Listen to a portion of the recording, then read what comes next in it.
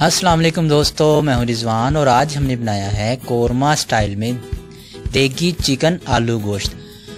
पहले इस शादियों में यही रेसिपी पकाई जाती थी और बहुत ही ये लजीज और मज़ेदार बनती है। तो वैसे तो आप घर में आलू गोश्त पकाते होंगे, तो जिस तरीके से हम बना रहे हैं आप इस तरीके से ज़रूर ट्राई करें, इंशाल्लाह आपको बहुत पसंद आएगी।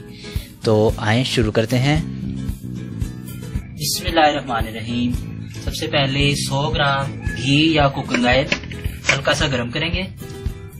ये हल्का सा गर्म हो जाए तो इसमें करीब 100 ग्राम कटा हुआ प्याज, इसको इतना फ्राई करेंगे कि ये हल्का सा ब्राउन हो जाए। ये हल्का सा ब्राउन हो चुका है। अब इसमें 1 चम्मच पिसा हुआ अदरक और लहसुन शामिल करेंगे। 1 चम्मच या हस्बे जायका नमक और करीबन 100 से 150 ग्राम कटे हुए टमाटर शामिल करेंगे। आप टमाटर का पेस्ट भी शामिल कर सकते हैं। अब इसको इतना फ्राई करेंगे कि टमाटर 50% तक घुल जाए। टमाटर हमारे 50% तक घुल चुके हैं। अब इसमें आधा किलो चिकन शामिल करेंगे। आप बोनलेस भी ले सकते हैं। अब इसको फ्राई करेंगे जब तक इसका रंग बदल जाए। इसका रंग बदल चुका है। अब इस मौके पर हम आधा किलो आलू शामिल करेंगे। आप अपनी पसंद के मुताबिक आलू बारीक भी काट सकते हैं, मोटे भी काट सकते हैं। तो और अब इसको मिक्स करेंगे।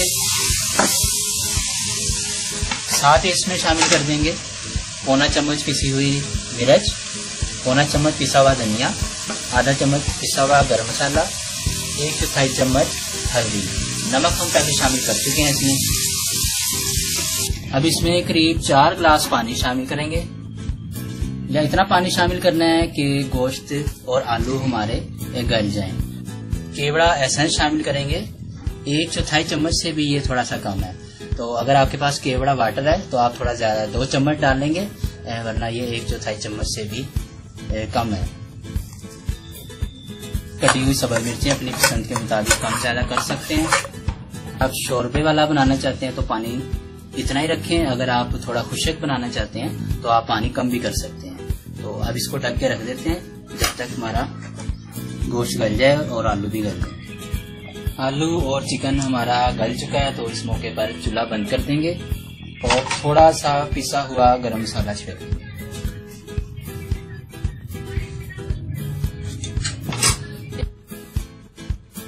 और इसको डिश आउट कर लेंगे।